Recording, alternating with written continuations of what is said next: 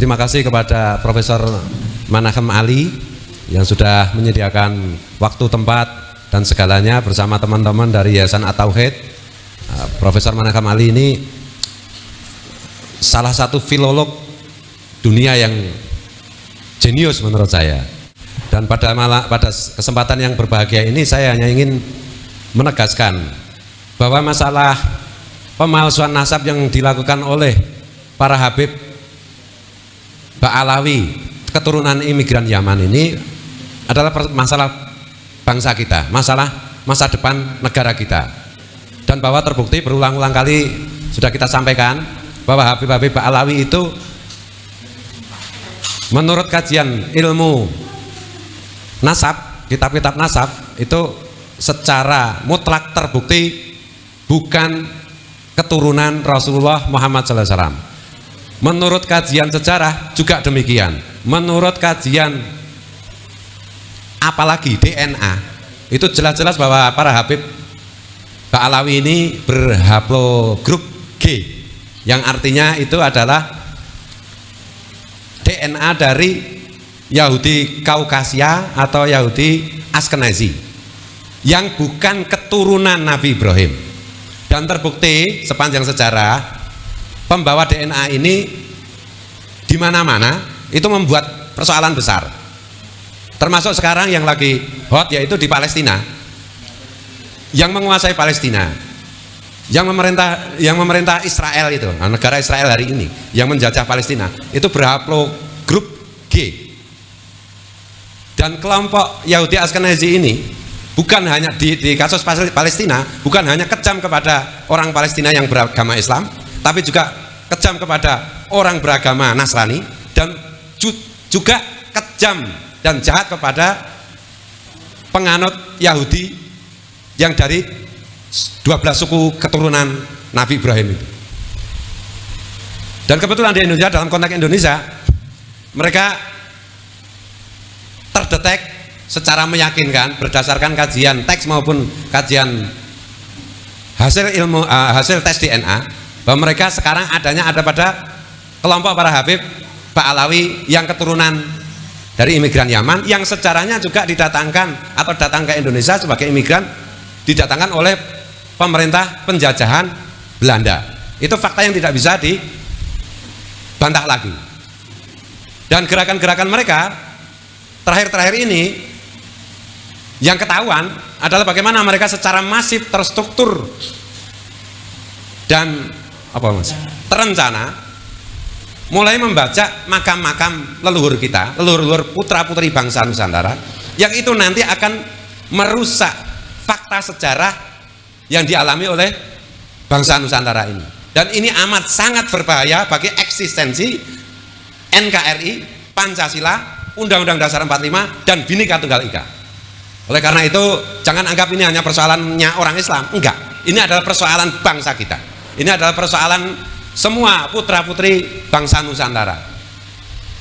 Rincian dan penjelasannya secara lebih akademis nanti akan diterangkan sahabat-sahabat saya yang ini adalah sebagian dari sahabat-sahabat seperjuangan saya di dalam mewujudkan hubbul waton minal iman kepada NKRI. Sahabat-sahabat yang fit dunia wal akhirah adalah sahabat saya, gitu. Dan ini sekali lagi tidak ada kaitannya dengan pilpres, tidak ada kaitannya dengan pemilu, tidak ada kaitannya. Teman-teman mau nyoblos siapapun silahkan. Banyak keliru, banyak salah. Dan sekali lagi terima kasih kepada Prof. Manachem Ali yang amat sangat saya kagumi kejeniusannya, dan selama ini saya ikuti terus vlog konten-konten beliau di YouTube gitu. Dan juga terima kasih kepada semua teman-teman yang terlibat. Wallahul muwaffiq ila aqwamit thoriq. Mohon maaf, mohon ampun, mohon ridha kalau ada keliru, kalau ada salah. Assalamualaikum warahmatullahi taala wabarakatuh.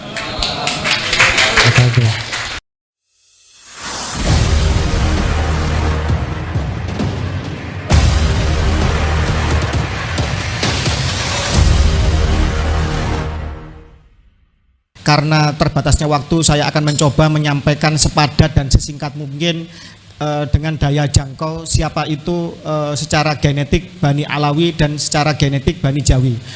Baik, yang pertama bahwa kita dibentuk oleh seluruh materi leluhur, baik materi leluhur dari ayah, dari dan ataupun dari ibu kita. Ayah kita juga dari ayah ibunya, ibu kita juga dari ayah ibunya. Demikian terus hingga ke Nabiullah Adam dan Ibu Hawa. Dan ini tercatat semua di dalam diri kita. Materi kode-kode genetik seluruh leluhur ini tercatat di dalam diri kita karena kita terbentuk oleh materi leluhur. Itu yang pertama. Yang kedua, kita sebagai individual itu memiliki kode DNA profile sendiri yang tidak akan sama dengan seluruh umat manusia, baik yang sekarang, yang terdahulu atau yang akan datang. Sebagaimana juga yang seperti sidik jari atau kornea mata itu bisa menjadi penanda bagi seseorang, tidak akan sama dengan seluruh umat manusia yang pernah diciptakan oleh Tuhan di muka bumi ini. Itu yang kedua. Jadi maha besar Allah dengan segala ciptaannya. Yang ketiga, bahwa DNA kita, kode DNA genetik kita itu juga akan diturunkan kepada seluruh keturunan kita. Dan ini juga akan tercatat ila yaumil qiyamah, hingga akhir masa manusia ada di alam semesta ini. Itu yang ketiga. Artinya apa? Artinya di dalam DNA kita bahwa tes DNA memiliki 3 hal. Yang pertama dari garis ibu mtDNA. Ini dari ibu ke nenek perempuan ke ibunya lagi perempuan, terus demikian. Ada YDNA dari garis ayah kakek laki-laki, mbah buyut laki-laki, canggal laki-laki, seterusnya hingga ke Nabi Adam. Dan juga ada ATDNA atau autosomal DNA, di mana seluruh 23 kromosom kita akan diteliti. 3 miliar dari DNA itu akan bisa dideteksi bagaimana, apa yang terjadi, menceritakan tentang lini masa dan hal-hal dari masa sebelum kita, dari Nabiullah Adam, Ibu Hawa hingga kita yang sekarang dilahirkan. Dan sialnya Bani Alawi ini, sialnya Bani Alawi ini yang menganut rasisme dan melakukan dominasi laki-laki terhadap perempuan atau paternalistik, menganut garis bahwa nasab laki-laki adalah tersambung, tetapi nasab perempuan terputus. Dan klaim mereka yang dengan sembrono mengatakan bahwa nasab laki-laki adalah tersambung, dan klaim mereka mengatakan sebagai Al-Husaini ibni Ali bin Abi Thalib, artinya ini secara genetik mutlak gagal. Karena apa? Karena seluruh keturunan dari Rasulullah, baik dari jalur Hasan maupun Husain, yang terdata tidak pernah kosong selama berabad-abad dalam kitab nasab maupun di dalam kitab-kitab sensus di ahlul balad masing-masing negeri, itu telah terpetakan berhaplogrup J1. Dan juga di dalam manuskrip-manuskrip di luar Islam sendiri, bagaimana Bani Ismail juga diakui oleh Bani Ishak. Nanti Dr. Menachem Ali, Profesor Menachem Ali akan menjelaskan secara lebih rinci masalah itu. Juga diakui bahwa Muhammad keturunan Ismail dan juga bersaudara dengan mereka keturunan Ishak dan 12 suku putra dari Yakub itu sendiri. Sehingga keduanya dari Bani Ibrahim harus haplogrup J1, dan telah terpetakan bahwa Imam Ali FGC 10500 dan Imam Husain FGC 30416, dan ini tidak bisa dibantah, tidak bisa bisa dibuktikan dengan sangat mudah oleh ilmu pengetahuan. Dan tadi disampaikan oleh Kang Mas Suad bahwa Alawi yang berhaplogrup G2 mutlak gagal sebagai keturunan Nabi Muhammad dari garis lurus laki-laki Muhammad bin Abdullah bin Saibah atau bin Abdul Muthalib, Ali bin Abu Thalib atau bin Imron bin Saibah. Jadi ketemunya di Saibah atau Abdul Muthalib, artinya Rasulullah dan Ali sepupu yang garis laki-laki, maka sama haplogrupnya. Karena diambil dari garis laki-laki, maka diambil dari Husain ibnu Ali. Oke, itu yang harus dicatat.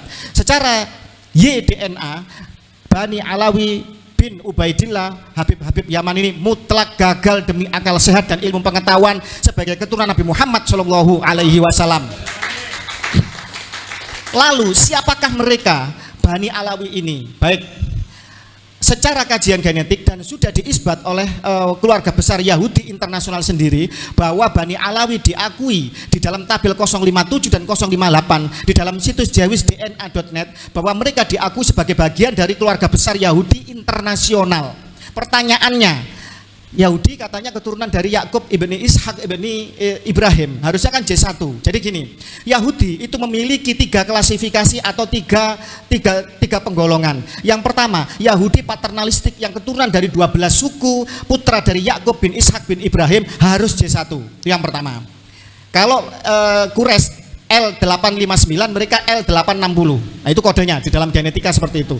Kemudian yang kedua, ada Yahudi yang putri-putri dari 12 keturunan 12 suku ini dinikah oleh bangsa lain, kemudian diboyong ke negeri asalnya karena mereka kaum pagan, secara literasi, secara kodifikasi ajaran kalah kuat dengan ajaran Yahudi, sehingga bangsanya menurunkan bangsa Yahudi, dan ini menjadi keturunan Yahudi, keturunan dari garis maternity atau perempuan. Ini yang kedua, tetap mereka keturunan Ibrahim, tapi dari garis perempuan. Yang ketiga, ada suatu bangsa. Ini dari kajian Philip Koestler, dari Ernest Renan, dari surat menyurat yang ada di dalam data dunia, bagaimana Perdana Menteri Andalusia zaman Abdurrahman ketiga, Hasdai bin Sabrut, seorang Yahudi, berkirim surat kepada seorang raja di Kaukasia bernama Yosef, mengatakan berkorespondensi, menanyakan dari mana nasabmu, apakah kau keturunan Ibrahim? Bukan, kami keturunan Nuh dari jalur Yapet kalau nggak salah.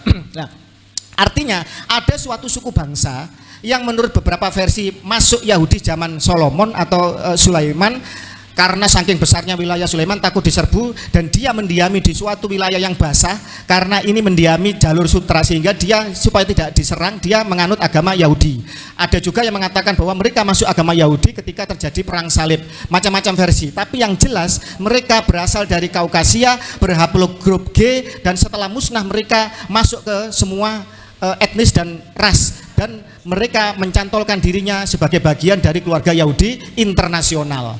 Sepatut kita pahami bahwa Yahudi dibagi menjadi Yahudi Ashkenazi yang tinggal di Eropa, ini Jerman ke timur, dari Jerman ke timur. Ada Yahudi Sephardi yang tinggal di Iberia atau Spanyol dan sekitarnya, ada Yahudi Mizrahi yang hidup di tengah-tengah bangsa Arab, ada Yahudi Bene Koci yang hidup di India, tergantung wilayahnya, ada Yahudi Igbo Alfa yang tinggal di Afrika, ada Yahudi Kaifeng yang tinggal dinikahi oleh pria-pria Cina, haplogrupnya C, dan ini menjadi penanda bahwa Yahudi menyebar dan bersimbiosis masuk di semua ras dan etnis.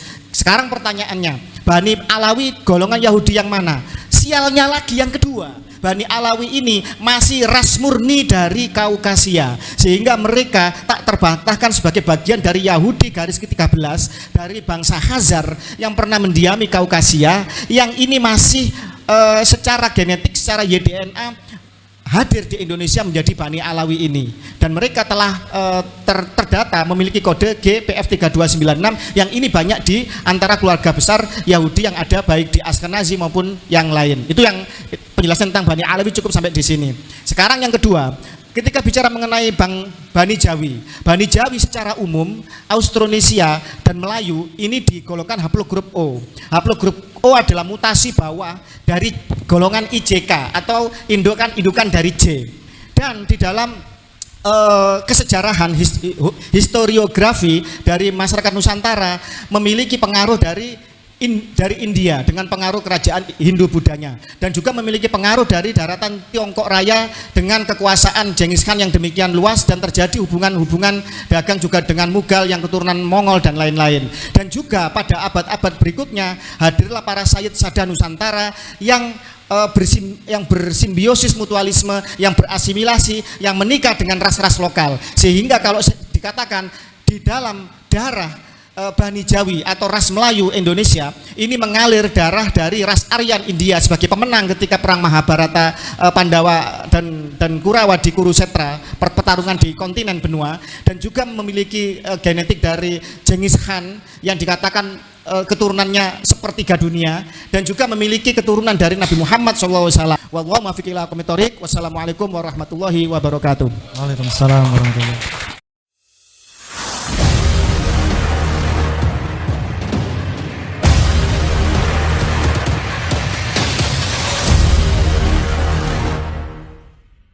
Hari ini, bahkan malam-malam yang lalu ya, untuk yang akan datang, hari malam terus berganti. Semoga umat Islam yang ada di Indonesia ini semakin sadar, menyadari akan pola tipu daya kaum Ba'alawi. Siapa kaum Ba'alawi itu? Kaum yang mengaku sebagai dzurriyyah Nabi, darah Nabi, ahli bait Nabi, tetapi tidak ada data yang benar-benar bisa diakui oleh nasabah mutaqaddimin dan nasabah mutaakhirin yang berakal sehat sampai saat ini. Di antaranya adalah beliau Kiai Haji Imaduddin Usman Al-Bantani. Saya secara pribadi tidak mendukung beliau, tetapi mendukung penelitian dan keilmuan sekaligus kebenaran yang beliau sampaikan.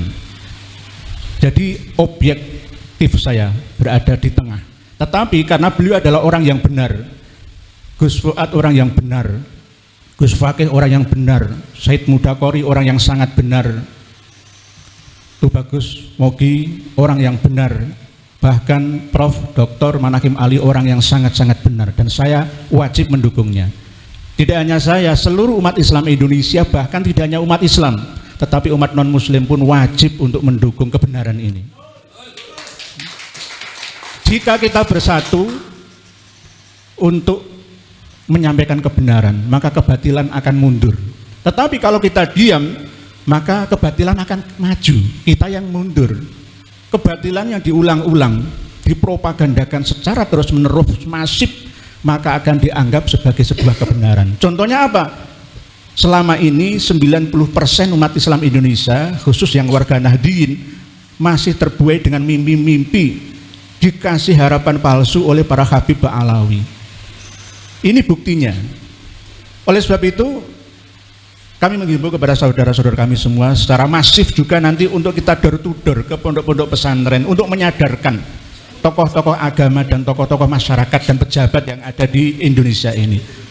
Bukan untuk membenci, mengusir Ba'alawi, tidak, menyadarkan, kembalikan ajaran murni Islam yang sebenarnya, rahmatan lil alamin, bukan rahmatan lil Ba'alawiyin, bukan. Karena apa? Islam di Indonesia ini sudah dimanipulasi, dimonopoli oleh mereka. Mohon maaf, ini agak keras ini, tapi rodo santun loh ya. Keras tapi santun. Hadis sudah dirubah. Artinya bahkan mengambil hadis yang maudhu, bukan do'if.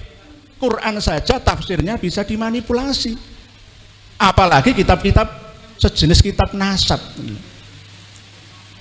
Sudah disampaikan oleh beliau Kiai Haji Maduddin Usman, dan saya juga menyampaikan, sejak abad 4 sampai 9 Hijriyah tidak pernah ditemukan keabsahan silsilah nasab Ba'alawi.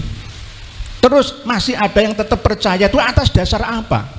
Atas dasar kitab-kitab nasab mutaakhir?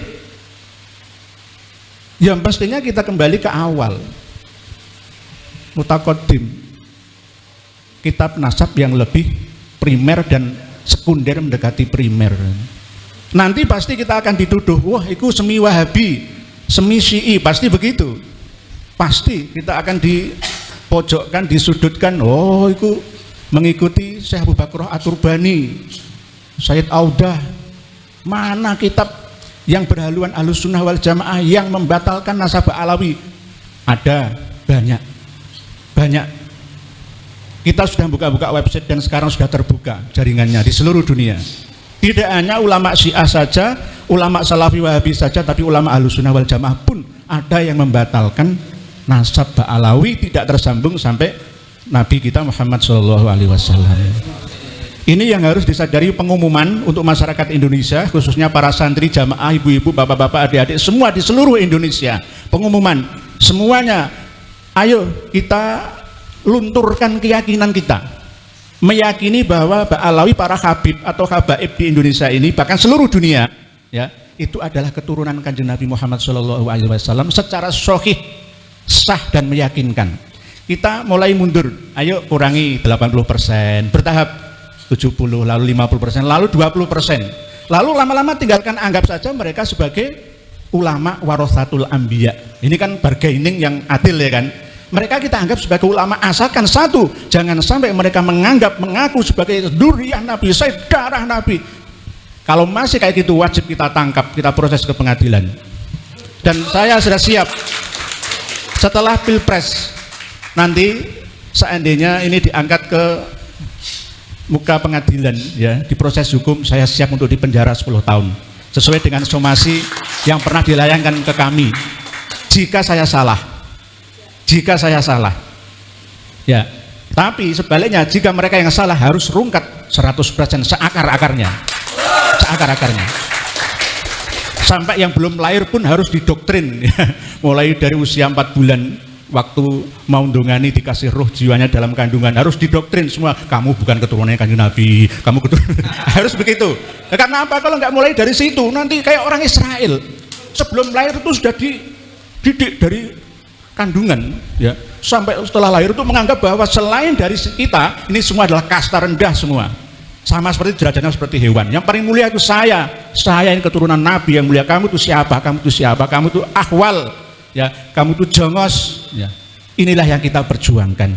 Beliau-beliau yang mulia ini memperjuangkan ini bukan demi untuk fulus, bukan untuk harkat dan martabat bangsa, demi mengembalikan status tiadanya kasta di Indonesia ini. Dan ini cocok dipahami oleh seluruh mu'alaf yang ada, termasuk yang ada di keluarga besar Yayasan Pembina Mu'alaf At-Tauhid, bahwa kita umat Islam ini sebenarnya tidak eker-ekeran, gegeran, bertengkar, merebut balung yang tidak ada dagingnya, tidak, tetapi untuk meluruskan, karena ini bahayanya lebih besar daripada terorisme, radikalisme, bahkan bisa juga lebih bahaya daripada corona.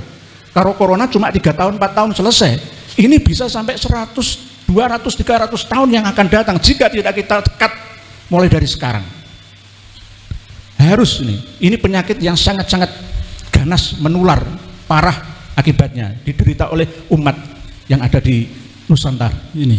Jadi Bani Jawi, Wali Songo bergerak untuk meluruskan, karena yang punya data pustaka dari kita-kita ini. Saya yakin ulama-ulama pondok pesantren Salafiyah dan Khalafiyah 90% tidak ada yang memiliki kitab nasab. Saya yakin itu. Saya yakin. Nanti kalau ada yang pengen beli, pengumuman ke Pak Yai Zabidi dari Bangkalan Madura, nah setong ya. Monggo. Tetapi saya yakin sekelas Gus Najih, sekelas Buya Yahya ya, sekelas Gus Idrus Romli hanya memiliki kitab nasab abad 9, 10, 11, 12, mentok 14, 15 sekarang ini. Jadi mereka ngotot sah nasab Alawi sah dan sah.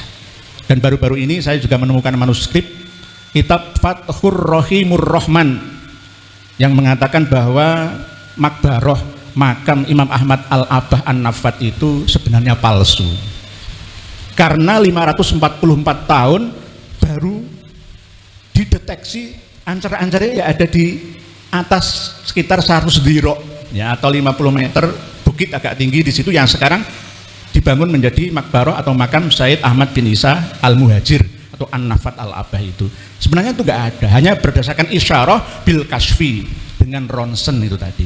Dan ilmu ronsen makam itu turun-temurun sampai sekarang. Buktinya kan ada sampai sekarang lah. Nah, Imam Ahmad Al-Abah ditemukan makamnya itu juga berdasarkan ilmu ronsen, dan buktinya sampai keturunannya di Indonesia Nusantara mencari makam-makam tua juga dengan ilmu ronsen, dialihkan ke klan Ba'alawi, kebanyakan bin Yahya, Al-Idrus, Asegab dan lain-lain. Mungkin demikian yang dapat saya sampaikan.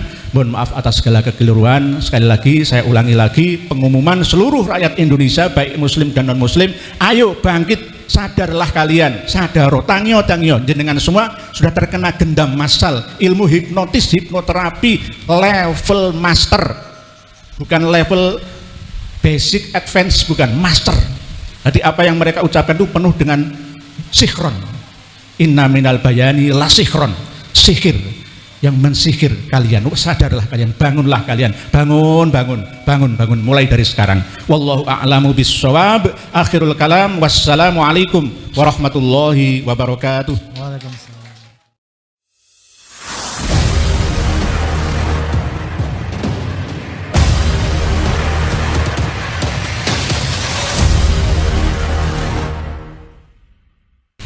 Saya akan berbicara tentang nasab Alawi yang saya telah simpulkan sebagai nasab yang mardudun batilun ghairu sahihin munqati'un. Nasab yang batal, nasab yang tidak sahih, nasab yang munqati'. Berlandaskan apa? Saya menyatakan bahwa nasab Alawi adalah nasab yang batil, nasab yang mardud, nasab yang tidak sahih, nasab yang munqati'. Paling tidak tadi saya telah coret-coret ada 15 poin yang akan saya sampaikan terkait dengan batalnya nasab Ba'alawi pada kesempatan yang berbahagia ini. Pertama, nasab Ba'alawi terputus karena Ubaidillah tidak terbukti sebagai anak Ahmad berdasar kitab-kitab yang sezaman. Tidak ada kitab-kitab yang sezaman yang menyatakan bahwa Ubaidillah ini adalah sebagai anak daripada Ahmad bin Isa. Ahmad bin Isa wafat pada 345 Hijriah. Kitab-kitab nasab yang banyak ditulis ketika itu, abad ke-4, ke-5, ke-6, ke-7, ke-8 dan ke-9, tidak mencatat nama Ubaidillah merupakan anak daripada Ahmad. Ahmad bin Isa tidak terbukti hijrah ke Yaman berdasarkan kitab-kitab abad ke-5 sampai abad ke-9. Di dalam kitab-kitab nasab yang telah ada mulai abad ke-5, juga kitab-kitab tarikh, kitab-kitab sejarah yang ada dari mulai abad ke-5 sampai abad ke-9 tidaklah menceritakan, tidaklah mereportase adanya hijrahnya Ubaidillah atau ayahnya Ahmad bin Isa ke Yaman. Bagaimana orang yang tidak hijrah ke Yaman kemudian bisa mempunyai keturunan di Yaman? Yang ketiga, nasab Ba'alawi terputus karena Ubaidillah tidak terbukti sebagai anak Ahmad berdasar kitab-kitab sejaman. Makam Ahmad bin Isa yang ada di Hadramaut baru ditemukan di abad ke-9. Jadi makam Ahmad bin Isa yang hari ini sangat populer berada di Hadramaut Yaman, itu di dalam kitab tarikh saya temukan bahwa makam itu ditemukan pada abad ke-9 Hijriah. Artinya ketika wafat 345 Hijriah sampai abad ke-9 Hijriah itu telah berjalan 550 tahun. Makam itu dulunya tidak pernah dikenal orang. Ketika nasab Ba'alawi dikonstruksikan pada abad ke-9, bersamaan dengan itu pula lah makam-makam yang berkait dengan nasab itu kemudian perlu untuk dibangun untuk menjadi kekuatan klaim bahwa klaimnya nasab itu ada nama-nama tertentu sampai tersambungnya nasab mereka dengan Ahmad bin Isa. Maka kekosongan nama-nama yang juga di dalamnya ada kekosongan makam-makam ini perlulah dibangun makam-makamnya itu sebagai bukti saksi buat masa-masa yang akan datang. Maka makam-makam palsu yang hari ini dibangun oleh seseorang yang diurut sebagai leluhur-leluhurnya adalah merupakan kejadian ulang daripada kejadian-kejadian masa lalu dari leluhur dia yang juga sama melakukan hal yang serupa, yaitu membangun makam baru yang sebelumnya tidak ada untuk yakini oleh orang lain bahwa itu adalah makam leluhurnya. Bagaimana pengurutan nasabnya ini sampai Ahmad bin Isa ada dibuktikan dengan makam yang kemudian dibangun, diberikan tanggal, diberikan titi mangsa sesuai dengan titi mangsa orang-orang yang diklaim ada pada abad itu, padahal orang-orang itu pun tidak ada, sebagaimana makam itu pun dulunya tidak ada. Kemudian batu nisan Muhammad Sohib Mirbat yang ada di Mirbat telah terbukti dibuat pada abad ke-9 atau 10 Hijriah. Sebagaimana kita ketahui dari pemaparan tulisan saya bahwa dari nama-nama Ba'alawi ke atas bukan hanya Ubaidillah yang tidak ada, tapi Ubaidillah punya anak namanya Alwi, Alwi punya anak namanya Muhammad, Muhammad punya anak namanya Alwi, Alwi punya anak namanya Ali, Ali punya anak namanya Muhammad Sohib Mirbat. Ini semuanya adalah orang yang tidak terreportase oleh sejarah apapun, baik di dalam kitab nasab maupun dalam kitab sejarah. Bagaimana orang yang tidak dicatat dalam kitab nasab kemudian pada abad 9 dibangun namanya, dicantumkan dalam kitab nasab yang hanya ditulis oleh keluarga mereka, dan kemudian dibangun kesejarahannya pada kitab-kitab sejarah yang juga ditulis oleh mereka. Ada kitab-kitab yang hari ini cetakannya ada, ditulis oleh orang lain, tapi apabila diteliti, lihat pentahkiknya, itu pentahkiknya adalah kalangan mereka. Dan saya meyakini setiap kitab sejarah yang ditahkik oleh kalangan Ba'alawi, maka pentahkikannya itu tidak jujur. dan di dalamnya pasti ada interpolasi nama-nama sesuai dengan nama-nama leluhur yang mereka catat. Kenapa? Karena nama leluhur mereka tidak tercatat dalam kitab sejarah, maka mereka merasa perlu untuk mencari manuskrip-manuskrip kuno, kemudian manuskrip kuno ini ditahqiq olehnya, kemudian disisipi nama-nama dari keluarga mereka, dan ini dapat dipertanggungjawabkan karena saya telah meneliti beberapa pentahqiqan dari kalangan mereka tentang kitab-kitab tarikh Hadramaut, tarikh San'a dan yang mengitarinya. Di dalamnya ada interpolasi, yaitu penyisipan tokoh yang tidak ada dalam manuskrip aslinya, kemudian disisipkan seakan tokoh-tokoh ini adalah merupakan tokoh yang historis. Nah, kemudian Muhammad bin Ali diberi gelar Shahib Mirbat pada abad 9, tidak terbukti sebagai bergelar Shahib Mirbat. Menurut Ibnul Athir abad ke-7, yang bergelar Shahib Mirbat adalah Muhammad Al-Manjawi, raja di Mirbat. Ada seorang raja yang dicatat oleh Ibnul Athir, sejarawan masa itu, yang bernama Muhammad Al-Manjawi. Muhammad Al-Manjawi ini diberi gelar oleh Ibnu Khaldun, oleh Ibnul Athir sebagai Shahib Mirbat. Itu pada abad ke-7. Kemudian Ali As-Sakran pada abad ke-9 menulis sejarah leluhurnya, kalangan Ba'alawi ini, menyematkan nama untuk salah satu nama yang dibarukan itu, yaitu Muhammad bin Ali, disebagaikan atau dialiaskan sebagai Muhammad Shahib Mirbat.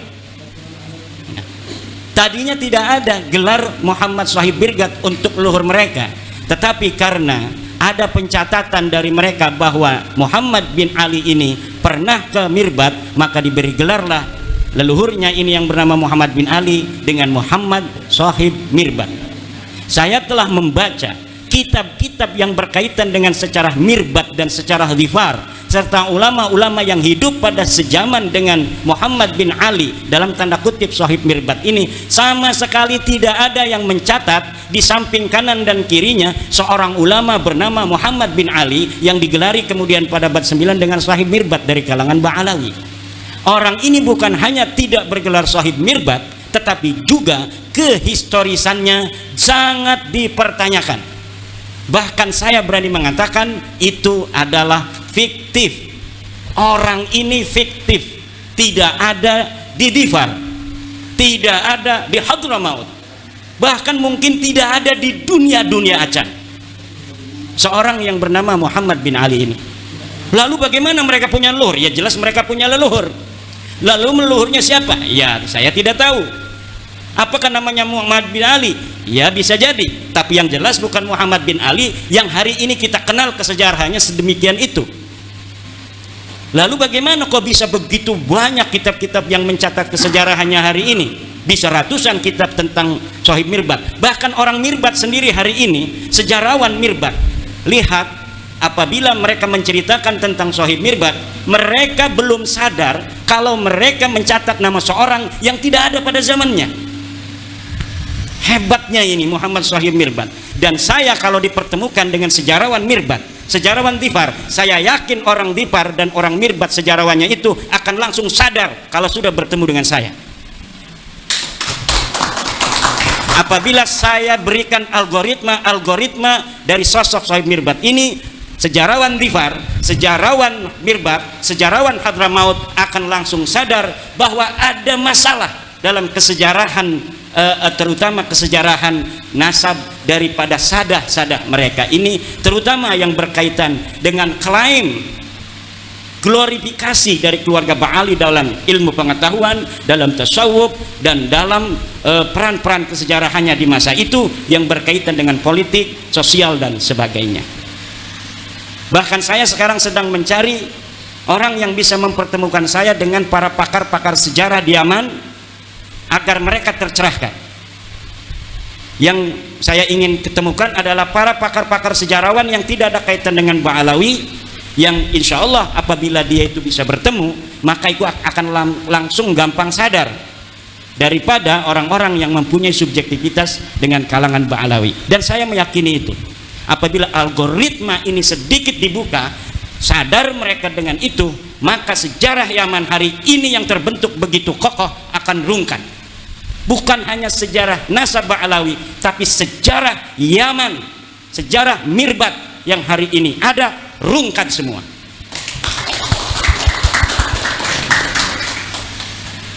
Kemudian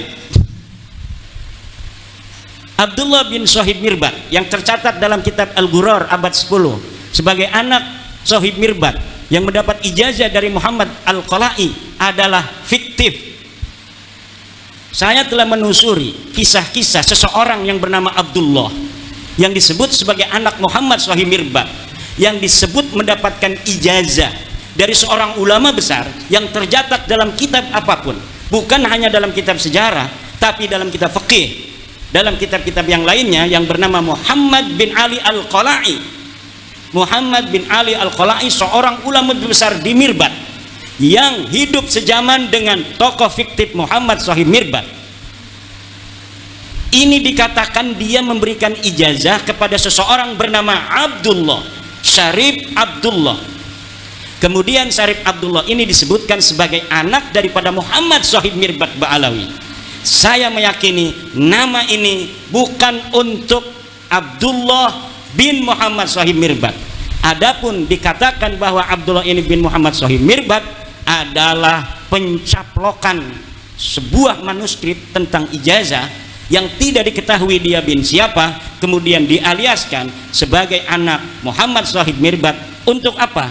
Agar kesejarahan leluhur mereka tercatat dalam bukti-bukti manuskrip yang dapat ditelusuri. Yang dapat ditelusuri nama Abdullah karena dia mendapatkan ijazah, tetapi Abdullah ini tidak diketahui siapa ini Abdullah. Dikatakan bahwa Abdullah ini adalah anak Muhammad Sohib Mirbat. Muhammad Sohib Mirbatnya mana? Fiktif. Tidak ada Muhammad Sohib Mirbat yang bernama Muhammad bin Ali Ba'alawi. Muhammad bin Ali Ba'alawi atau disebut juga Muhammad bin Ali Qalikosam. Saya dapat menyatakan dengan tegas bahwa orang ini fiktif.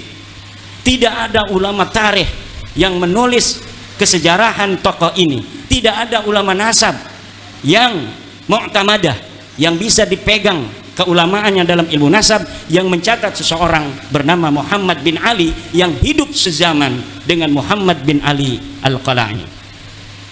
Kemudian Jadid yang terdapat dalam kitab As-Suluk tidak terbukti sebagai saudara dari Alwi. Jadi ada kitab sejarah yang kitab sejarah ini adalah mu'tamadah yang bisa dijadikan pegangan untuk sejarah Yaman. Disebutkan ada seorang bernama Jadid yang disebut seorang syarif. Lalu keluarga Ba'alawi pada abad 9 mengatakan bahwa Jadid ini adalah saudara dari leluhur mereka yang bernama Alwi. Dengan demikian kekosongan kesejarahan mereka dalam kitab-kitab tarikh itu mudah-mudahan menurut mereka bisa terpenuhi dengan adanya nama Jadid yang dicatat dalam kitab As-Suluk. Bagaimana caranya? Dengan mengakui Jadid ini sebagai saudara dari leluhur mereka yang bernama Alwi. Dan ini pun nanti akan terjadi pada seorang ulama bernama Salim bin Basri, yang kemudian Salim bin Basri ini yang tercatat dalam kitab-kitab sejarah itu diambil namanya, dialiaskan bapaknya yang bernama Basri sebagai saudara daripada Alwi. Jadi dari sini ngambil supaya kuat. Ternyata yang diambil-ambil ini polanya sama. Setelah diambil namanya sebagai bagian dari keluarga mereka, lihat hari ini dalam kitab Syamsud Dhahirah, orang-orang yang tercatat dalam sejarah ini diingkiratkan, dikatakan bahwa mereka tidak mempunyai keturunan. Lihat nama Abdullah bin Sohib Mirbat, inqarada, tidak punya keturunan. Lihat Jadid, inqarada fi al-qarnis fi akhiri qarnis sitti, dia ingkirat di akhir abad 6. Kemudian lihat Salim bin Basri, demikian pula dikatakan bahwa keturunannya ingkirat pada akhir abad ke-6. Semua orang-orang yang ada di dalam buku-buku tarikh, dalam buku-buku sejarah yang diambil nilai-nilai sejarahnya, kemudian sosok keturunannya dikatakan tidak ada. Sementara orang-orang yang sama sekali tidak dicatat dalam sejarah seperti Muhammad Sohib Mirbat itu kemudian berketurunan sampai hari ini. Ini yang terjadi dengan nasab Ba'alawi. Kemudian kitab Tarikh Sambal, ada sebuah kitab namanya kitab Tarikh Sambal pada abad ke-10. Ini mencatat nama faqih muqaddam. Menurut peneliti sejarah dan geografi Hadramaut yang bernama Profesor Hussein Saleh bin Isa bin Umar bin Salman, kitab itu menurut beliau adalah kitab jiplakan dari kitab Ibnu Hisan. Nah, kitab yang ada di abad-abad sebelumnya diambil kemudian dijiplak, tidak di atas namakan Ibnu Hisan, tapi di atas namakan orang yang berada di abad 10 yang bernama Syekh Sambal Ba'alawi, tetapi kemudian isinya ditambah. Jadi ini ada pola baru. Kalau pola-pola yang dulu saya temukan, manuskrip dicari, kemudian manuskripnya ditulis, setelah manuskripnya di restorasi, kemudian disisipkan nama-nama yang tidak ada di dalam manuskrip asli untuk dicetak, sehingga nama yang tidak ada ini menjadi ada, dan kemudian dianggap sebagai apa yang ada dalam manuskrip aslinya. Nah, tetapi yang baru ini yaitu kitab Tarikh Sambal, manuskrip Ibnu Hisan, Tarikh Ibnu Hisan ditemukan, tapi tidak ditahqiq, malah kemudian diambil beberapa lembar, kemudian disusun sedemikian rupa seakan-akan ini adalah karyanya, dimasukkan nama-nama Ba'alawi, kemudian diberikan nama atau pengarang Syekh Sambal. Jangankan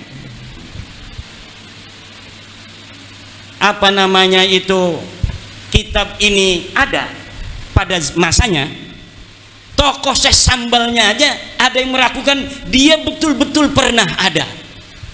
Jadi yang disebut Syekh Sambal dari keturunan Ahmad bin Isa ini, para tokoh sejarawan di Yaman itu ada yang tidak percaya kalau Syekh Sambal ini pernah ada pada abad 10.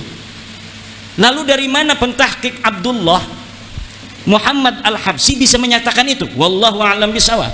Yang bertanggung jawab adalah Abdullah Muhammad Al-Habsi. Dia menyatakan dia menemukan manuskrip atas nama Syekh Sambal, kemudian dia mencetaknya. Ternyata setelah diteliti oleh pakar sejarah, ini kitab bukan milik Syekh Sambal, tapi sebagian diambil dari kitab Ibnu Hisan, kemudian ditaruhin nama Syekh Sambal yang disebutkan sebagai keturunan dari Ba'alawi. Jadi ini sangat luar biasa sekali. Polanya pola beda lagi, pola baru gitu, modus baru gitu loh. Kemudian kitab Al-Baha fi Tarikh Hadramaut karya Abdurrahman bin Ali bin Hisan abad ke-9. Nah, ini yang dijiplak ini kitab ini. Kitab yang tadi saya sebutkan Tarikh Sambal itu adalah jiplakan dari Ibnu Hisan. Ibnu Hisan ini menulis sebuah kitab namanya Al-Baha fi Tarikh Hadramaut. Pengarangnya namanya Abdurrahman bin Ali bin Hisan, wafat 818 Hijriah. Kitab ini pun ditahqiq oleh orang yang sama, yaitu Abdullah Muhammad Al-Habsi, dan di dalamnya disisipkan nama-nama Ba'alawi. Kalau tidak percaya, silahkan siapa yang mau mencari manuskrip aslinya daripada Al-Baha fi Tarikh Hadramaut itu, yang di dalamnya, di dalam versi cetak hari ini kita dapatkan nama-nama Ba'alawi. Saya berani bertaruh bahwa di dalam manuskrip aslinya tidak ada nama-nama Ba'alawi yang tercatat. Jadi tidak perlu sibuk-sibuk saya untuk mencari manuskrip, karena saya telah meyakininya. Bagaimana meyakininya? Mau itu hanya husnudon berarti atau suudon? Karena polanya sudah ketahuan. Kalau 1, 3, 5, selanjutnya itu adalah 7 dan 9. Kalau kita katakan 1, 3, 5, selanjutnya itu adalah 7, 9, dan 11. Kalau kita katakan 2, 4, 6, maka selanjutnya adalah 8, 10, 12. Tidak perlu kita menghitung-hitung dengan kalkulator. Kita akan tahu bahwa setelah 1, 3, 5 adalah 7 dan 9. Kita punya ilmu, punya otak yang diberikan Allah, ngapain kita susah-susah? Kalau pola algoritma itu sudah kita tebak. Kalau tidak percaya, silahkan buktikan. Jangan kita disuruh cari manuskrip. Yang tidak percaya bahwa saya katakan dia bohong, harus nyari manuskripnya. Gus Rumel, kenapa Kiai Imat nggak cari manuskrip Alwi bin Thohir itu? Saya punya kitabnya Al-Majdi, bahwa di dalam Al-Majdi itu bukan bin Al-Hasan tapi Minal Hasan. Lalu Alwi bin Thohir abad 14 dia palsukan, minnya itu dirubah menjadi bin, akhirnya salah, beda pengertiannya. Kata Gus Rumel, Alwi bin Thohir berdasarkan manuskrip yang dia lihat. Mana manuskripnya? Dia tidak bilang dari manuskrip mana. Sementara Al-Majdi ketika mengatakan itu adalah Minal Hasan, itu berdasarkan manuskrip, dan manuskripnya disebutkan dalam mukaddimah. Ini manuskrip ditemukan di anu, dipegang anu, ditulis tanggal sekian, tahun sekian. Uqudul Almas itu ditulis abad ke-14 tanpa manuskrip. Katanya mengaku melihat manuskrip, tanpa menyebutkan manuskripnya ada di mana, ditulis oleh siapa dan tahun berapa. Sementara Uqudul Almas ini, Al-Majdi, ketika salinannya itu dicetak menjadi sebuah kitab, menyebutkan bahwa salinannya ditulis pada abad ke-12. Salinannya sekarang ada di perpustakaan anu, ditulis oleh Mang Anu. Lalu sesuatu yang berdasarkan alamat yang jelas melawan sesuatu di abad 14 yang tidak punya alamat sama sekali, mana yang menang dan mana yang harus dipertanggungjawab? Ini yang terjadi. Kemudian kitab Al-Imam Al-Muhajir, ada sebuah kitab namanya Al-Imam Al-Muhajir, ditulis oleh Muhammad Dia Shihab, ini ada di Indonesia, dan Abdullah bin Noh, ini seorang ulama di Bogor, ditulis tanpa referensi sejaman. Kitab ini menerangkan tentang tokoh yang bernama Al-Imam Ahmad Al-Muhajir, semuanya lengkap, ini binnya anu, belajarnya di anu, pergi ke anu dan sebagainya, tetapi tanpa referensi. Kitab pada masanya bahkan sampai abad ke-9 tidak bisa disebutkan satupun kitab apa yang menjadi referensinya. Lalu referensinya abad berapa? Ya referensi unggulan Ba'alawi, yaitu Al-Burqatul Musyiqah dan Al-Jauharus Syafaf. Hanya itu saja mentoknya, dengan satu lagi kitab Al-Ghurar di abad ke-10.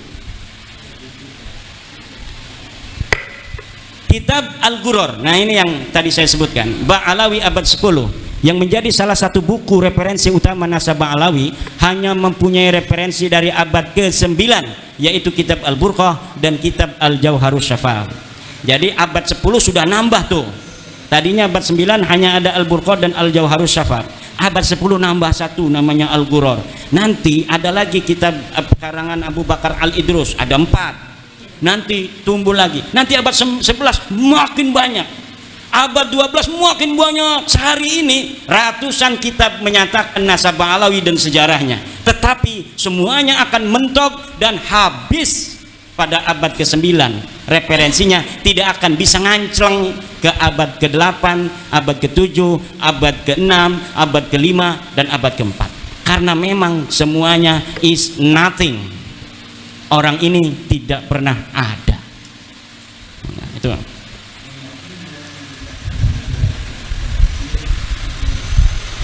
Nah, mungkin itu saja poin-poin karena waktunya sudah lebih dari 10 menit.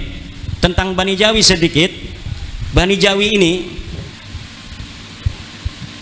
adalah Bani Melayu. Orang-orang Melayu hari ini adalah Bani Jawi. Bani Jawi ini, jangan kita mencari Bani Jawi ini asalnya dari mana. Bahkan Bani Jawi ini ternyata adalah orang-orang yang telah terdeteksi 4000 tahun sebelum Masehi. Kesejarahannya itu bisa dideteksi di Yordania. Di Yordania ada sebuah kampung Jawa 4000 tahun sebelum Masehi. Kemudian di Mesir itu ditemukan kapur barus. Ketika Fir'aun itu berapa tahun itu? 6000 tahun membangun piramid-piramid itu ditemukan bekas-bekas kapur barus yang asli dari Jawi, dari Melayu. Banyak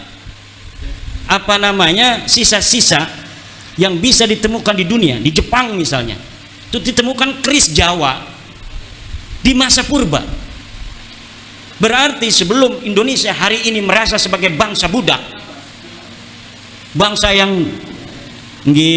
pada bangsa asing, pada endoro-endoro, dulu leluhur kita ini adalah Bani Jawi yang luar biasa. Kesejarahannya bisa dideteksi bukan hanya dari 1 Masehi, bahkan dari 4000 dan 6000 sebelum Masehi.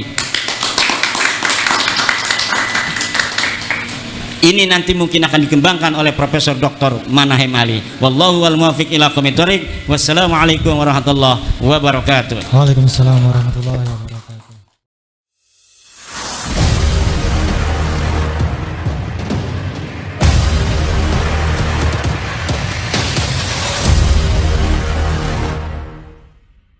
Bahwasanya kita harus merdeka di negeri sendiri, dan janganlah kita ibaratnya takut kualat dalam menghadapi tanda kutip penjajahan kultural dari kaum yang mengaku sebagai zuriat Nabi yang ternyata secara kajian kitab nasab tidak terbukti.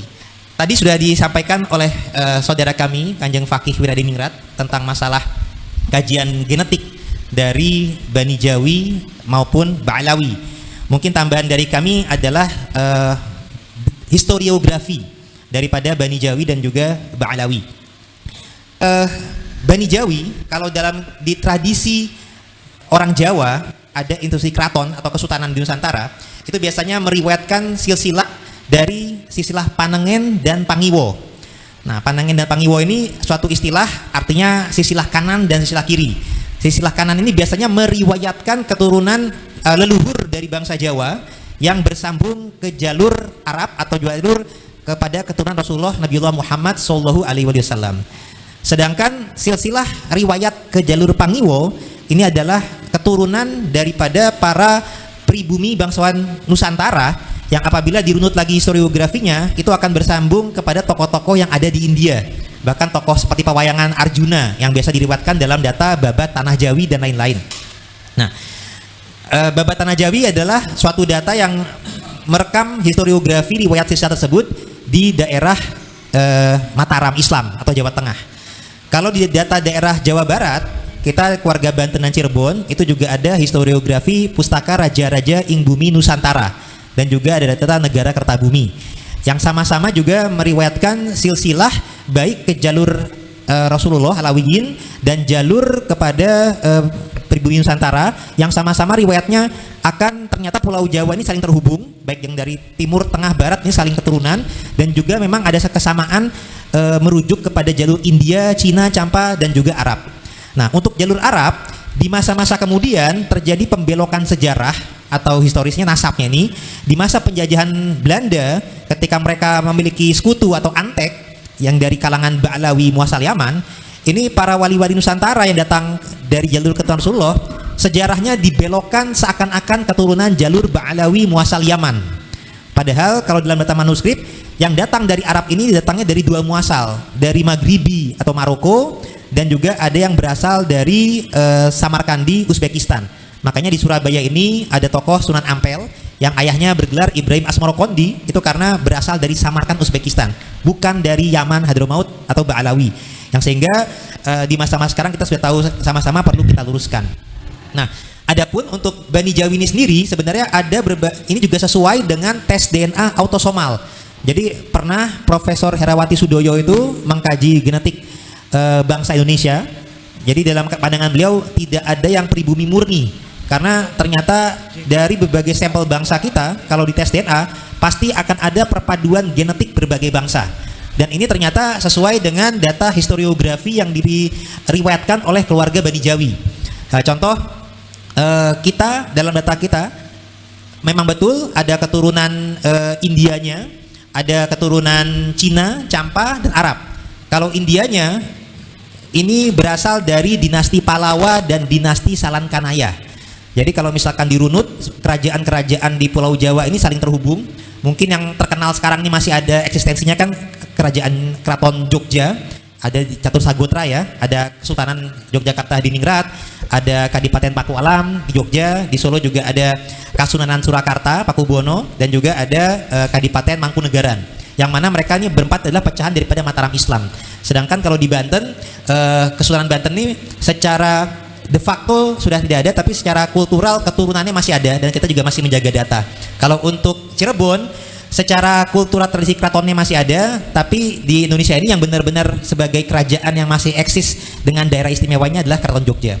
Nah, baik Cirebon, Banten, Mataram Islam yang dengan 4 keraton tadi, ini satu keturunannya ada satu keturunan kepada Wali Songo dan juga ada satu keturunan kepada Demak, Majapahit dan Pajajaran.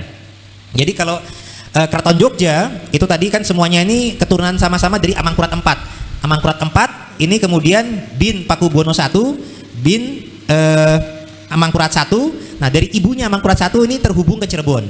Karena Amangkurat I adalah memiliki ibu Gusti Kanjeng Ratu Batang dan memiliki ibu lagi Ratu Ayu Sakluh bin Pangeran Dipati Cirebon, bin Pangeran Pasarean, bin Sunan Gunung Jati. Yang mana Sunan Gunung Jati ibunya adalah Rara Santang binti Prabu Siliwangi.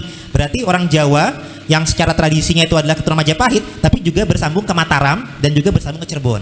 Nah, sedangkan dari Majapahitnya sendiri kalau diriwayatkan dari Trah Mataram, ini kan bersambungnya dari Gusti Kanjeng Ratu Batang kan adalah istrinya Sultan Agung Mataram. Nah, Sultan Agung Mataram adalah bin Panembahan Surawati bin Panembahan Senopati Sutowijoyo. Nah, di tradisi lebih dari tradisi Jawa, Sutowijoyo binnya Kageng Pemanahan, bin Kageng Enis, bin Kageng Selo, bin Getas Pendowo, bin Bondan Kejawan, bin Brawijaya, Majapahit. Nah, artinya sebenarnya orang Jawa pun ya keturunan Pajajaran Sunda juga dan juga keturunan Majapahit juga. Dan Arabnya juga tadi bersambung ke Sunan Gunung Jati, bersambung ke ibunya daripada Panembahan Senopati Sutowijoyo bersambung ke Sunan Giri, karena Panembahan Senopati memiliki ibu Nyai Sabina binti Sunan Kulon bin Sunan Giri. Nah, nanti kita bahas Sunan Giri ini jalurnya ke jalur Maghribi Maroko yang ke Al Hasani, sedangkan Sunan Gunung Jati adalah ke jalur Al Kazimi Al Husaini. Jadi memiliki Rasul baik dari Sayyidina Hasan dan Sayyidina Husain. Meskipun kita memiliki historiografi keturunan yang luar biasa, tapi insya Allah kita tidak rasis. Kita tidak merendahkan yang lain dan kita saling merangkul. Bukti merangkul adalah di zaman penjajahan saja, pihak penjajah itu membagi kasta. Ada kelas pertama adalah bangsa penjajah Belanda, kelas kedua adalah etnis Cina dan juga etnis Arab, India dari timur, dan bangsa pribumi itu di nomor kelas 3 kan. Nah, jadi kita pemilik tuan rumah di negeri sendiri di masa penjajahan bangsa, di penjajahan Belanda malah direndahkan sebagai yang kelas ketiga. Nah, alhamdulillah ketika sudah merdeka, kita berhasil mengusir penjajah bangsa asing, tapi founding father kita tetap bersikap adil. Jadi warga negara yang Cina, yang India, yang Arab tidak kita nomor sekiankan kastanya di bawah kita, tapi tetap kita rangkul. Semuanya tetap sebagai warga negara Indonesia. Arti kata kita bersyukur bangsa kita adalah bangsa yang adil, tidak zalim, dan kita menolak juga untuk dizalimi. Jadi bila mana perlawanan kita kepada bangsa Ba'alawi ini janganlah dianggap sebagai suatu hal yang sifatnya iri dengki, tapi kepedulian, karena kita tidak ingin bangsa kita terjajah di negeri sendiri. Karena fakta buktinya sebenarnya kalau mana mereka itu memiliki keyakinan subjektif atau personal mengaku sebagai keturunan Rasulullah, selama mereka tidak merugikan yang lain, itu ya silakan saja, karena namanya silsilah itu ada keturunan mitos juga ada dan lain-lain ya. Tapi yang menjadi permasalahan, klaim mereka sebagai mengaku zuriat Nabi itu merendahkan bangsa lain. Mereka bersifat rasis dan radikalisme. Jadi gerakan-gerakan radikal yang ada di Indonesia itu banyak pengikutnya dimulai dari husnuzon atau prasangka baik kepada pemimpinnya yang mengaku keturunan Rasul. Nah, sehingga ini bisa mengancam bangsa kita dari gerakan radikalisme maupun gerakan rasisme. Mereka juga ibaratnya merasa apabila kalangan wanita mereka menikah dengan kalangan pribumi, itu tidak pernikahan yang tidak sekufu. Bahkan ada persekusi-persekusi untuk pria pribumi yang menikah dengan wanita kalangan mereka untuk diceraikan. Dan juga gerakan-gerakan mereka itu juga ada sifatnya persekusi main hakim sendiri. Jadi mereka mengaku sebagai zuriat Nabi, dan pihak lain yang mengaku sebagai zuriat Nabi tanpa pengakuan dari mereka persekusi. Seakan-akan merekalah keturunan Rasulullah yang paling asli. Padahal tidak demikian. Bangsa Bani Jawi termasuk Wali Songo ini alhamdulillah juga tidak sekedar mengaku-ngaku keturunan Rasul, tapi alhamdulillah sudah mendapatkan pengakuan isbat internasional. Jadi dari Sunan Giri tadi, dari jalur Maroko, ini alhamdulillah sudah mendapatkan isbat dari nakib negeri muasalnya dari Maroko, ditambah lagi dari Damaskus, Irak dan Turki, ini keturunan daripada Syekh Abdul Qadir Al-Jailani Al-Hasani. Sedangkan untuk jalur yang tadi ke Musa Al-Kazim, Senun Jati dan lain sebagainya, ini diisbat oleh nakib Bani Musa Al-Kazim dari Irak, Mesir cabang London, dan juga dari India. Sehingga kita bukan sekedar mengaku-ngaku, tapi mendapat pengakuan itu pun juga bukan buat kesombongan, tapi sifatnya untuk menyambung silaturahim dan menjaga tradisi supaya data leluhur kita tidak lagi dibelokkan ke jalur versi muasal Yaman yang ngarang-ngarang. Dan di masa sekarang ternyata tidak hanya pembelokan sejarah ini di masa penjajahan Belanda, sampai sekarang pun penjajahan melalui kultural, spiritual, pembelokan sejarah dan sejarah itu masih ada, dan sayangnya dilakukan oleh seorang yang dikenal sebagai ulama yang ramah, yang santun, tapi di belakang layar membelokkan sejarah dan sisa bangsa kita. Contoh tokoh Kanjeng Ratu Temengkusumo di Ningrat, Pangeran Diponegoro, Panembahan Griloyo, Pangeran Terboyo, itu sudah dibelokkan seakan-akan keturunan Ba'alawi Muasalaman, padahal bukan. Nah, demikian dari kami, nanti bisa lanjutkan dengan tanya dan lain sebagainya. Kurang lebihnya mohon dimaafkan. Wabillahi taufiq wal hidayah, wallahu muwaffiq ila bitariq. Assalamualaikum warahmatullahi wabarakatuh. Waalaikumsalam warahmatullahi wabarakatuh.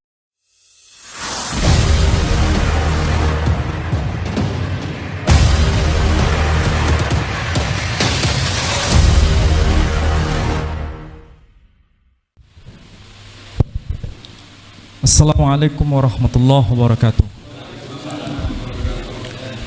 Alhamdulillah rabbil alamin. Ashhadu an la ilaha illallah wahdahu la syarikalah wa ashhadu anna Muhammadan abduhu wa rasuluh la nabiyya ba'dah. Terima kasih atas kehadiran saudara-saudara sekalian, karena pada hari ini kami dari Yayasan Pembina Mu'allaf At-Tauhid menerima tamu-tamu yang tentu saja membuat heboh Indonesia.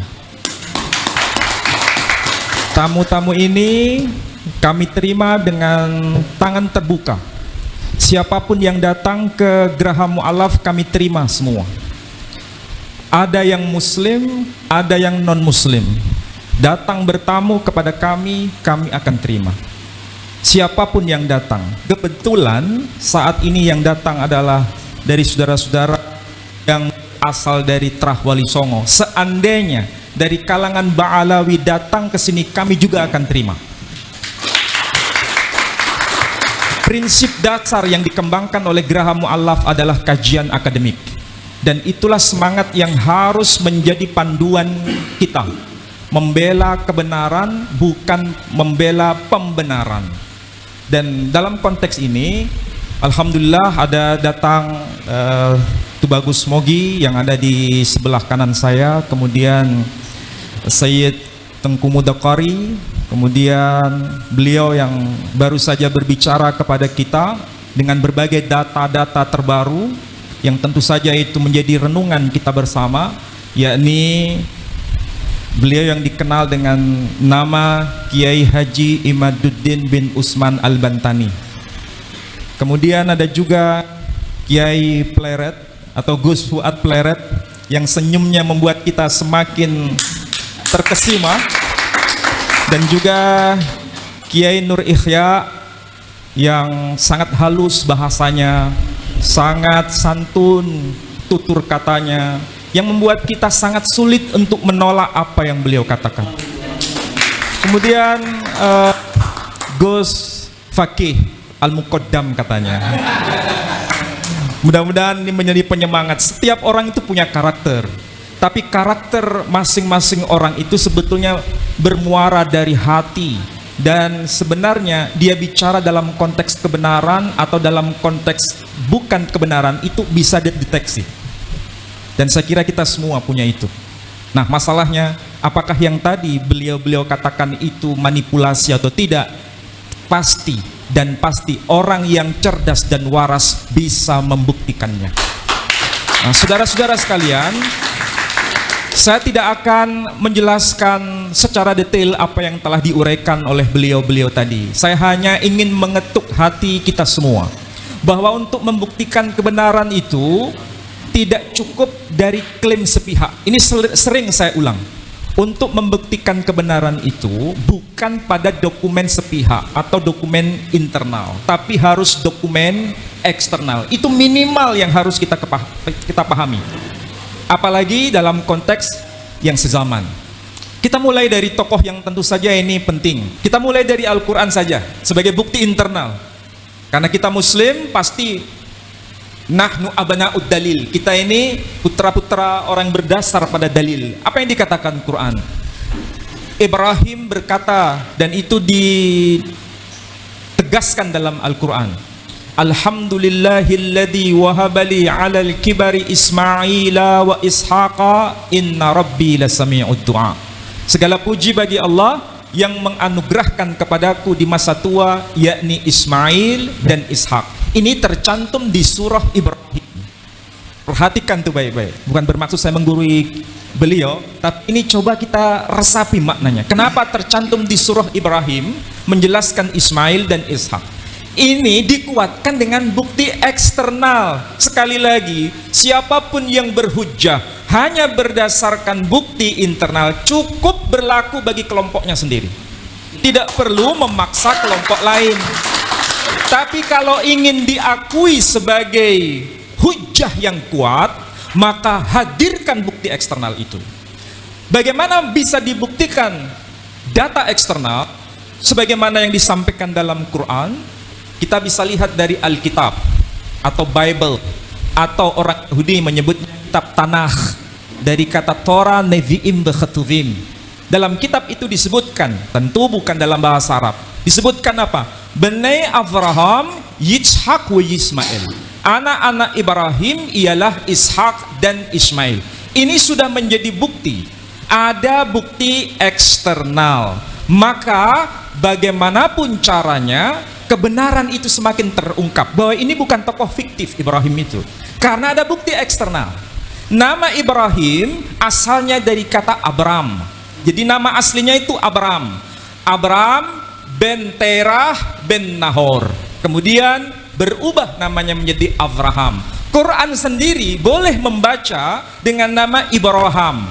Makanya salah satu qiraah sab'ah, ayat yang berbunyi Bismillahirrahmanirrahim, wa idh yarfa'u Ibrahimul qawa'ida minal baiti wa Ismail rabbana taqabbal minna innaka antas sami'ul alim.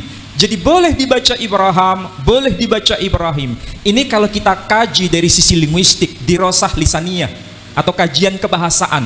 Dari Abraham menjadi Ibrahim itu ada lompatan. Maka supaya tidak melompat perlu mediator, bahasa yang menjadi pengantar dari perubahan bahasa Arab ke bahasa Ibraninya atau sebaliknya. Dari Ibrahim ke Abraham kita ketemukan nama Ibrahim. Logikanya dari Abraham, dari kata Ibrahim dan menjadi kata Ibrahim, ini pasti merujuk pada tokoh yang sama. Dan nama Abraham sekali lagi dari kata Abram. Kata Avram ini juga ditemukan dalam kitab saudara kita yang lebih tua. Apa itu? Agama Hindu. Kitab apa itu? Kitab Bhaviswa Purana. Disebutkan nama Abhiram, puter Terahan, puter Nahoran. Sementara dalam kitab-kitab klasik Islam disebutkan Ibrahim bin Tarih bin Nahur. Dari tradisi Yahudi, kitab Talmud ataupun Alkitab atau disebut Bible menyebutkan Abraham bin Terah bin Nahor. Jadi disebut nama Abhiram, Abram, Ibrahim, Avraham, tokohnya bukan tokoh fiktif. Karena apa? Ada data-data yang lengkap, bukan sekedar data internal tapi data eksternal. Ada data yang lebih senior, ada data yang lebih terakhir. Semuanya itu kalau dikumpulkan merujuk pada fakta, bukan fiksi. Ini cara kita berpikir waras dan sehat. Kecuali kalau berpikir yang tidak waras, hanya klaim sepihak. Jadi siapapun yang mau jujur mengakui kebenaran, pasti tidak bisa menolak apa yang saya katakan ini. Apalagi kalau dihubungkan dengan tradisi yang lebih luas lagi. Tadi sudah disinggung, misalnya, apa betul Bani Jawi itu ada kaitan dengan Ismail, ada kaitan dengan Ibrahim. Ternyata data ini juga dikenal dalam historiografi Nusantara sendiri. Tokoh Aji Saka itu bukan hanya diakui di kalangan orang Jawa, orang Sunda juga mengenal itu, Aji Saka. Kalau di Jawa menyebutnya Aji Soko, di Madura juga mengenal itu, nama tokoh itu. Dan kalau yang manuskrip yang Jawa menyebutkan bahwa orang Jawa itu dikenal dengan sebutan Bani Jawi, tapi dalam makna sempit, bukan dalam makna lebih luas. Dan disebutkan wayahipun Nabi Ismail. Itu perlu dibahas sebetulnya. Karena orang Jawa sendiri, kebanyakan yang generasi milenial ini jarang sekali buka-buka manuskrip. Jarang sekali buka-buka data tradisi mereka sendiri. Kebanyakan mereka belajar dari sisi tradisi asing. Nah, berkaitan dengan itu, maka perlu namanya penyadaran bahwa negeri kita ini jangan sampai kita buta dengan sejarah kita sendiri. Saudara-saudara yang generasi muda punya kewajiban untuk menelusuri kembali kekayaan budaya kita, artefak kebudayaan kita itu begitu luar biasa. Maka inilah waktunya bagi saudara-saudara untuk merefleksi diri. Dan Kiai Imaduddin Al-Bantani sudah memberikan semacam preambul bagaimana cara mengkaji data itu secara baik. Ada plus minus itu pasti, tetapi bukan berarti kita ini tidak mau baca. Masalahnya masyarakat kita ini tidak mau baca. Bahkan sebelum mendengar sudah a priori. Bahkan karena terlalu tradisi itu begitu mengakar lama, sehingga ketika menemukan sesuatu informasi yang sepertinya asing dianggap sebagai yang salah. Akibatnya apa? Ini doktrin. Agama itu tidak hanya dalam konteks doktrin, tapi juga pertanggungjawaban ilmiah. Saya yakin saudara-saudara yang ada di depan saya dan para ulama yang ada di samping kanan dan di samping kiri saya ini punya kewajiban moral untuk memberikan penyadaran kepada anak-anak muda, kepada bangsa besar ini, supaya beragama bukan sekedar doktrin, apalagi halu. Itu sangat-sangat tidak berkenan. Maka yang penting adalah bagaimana beragama dengan pertanggungjawaban moral, sehingga menjelaskan Islam itu dengan cara yang benar, menjelaskan Islam itu dengan cara yang benar-benar akademik dari bukti internal dan bukti eksternal. Itu minimal. Dan tentu saja ini tidak mudah. Perlu pertanggungjawaban studi yang semakin meningkat dari hari demi hari. Saya kira demikian yang bisa saya tambahkan. Saya tidak bermaksud untuk mengulang kembali, tapi saya hanya memberikan semacam informasi secuil saja yang bisa bermanfaat untuk saudara-saudara sekalian. Saya kira demikian. Wassalamualaikum warahmatullahi wabarakatuh. Waalaikumsalam warahmatullahi wabarakatuh.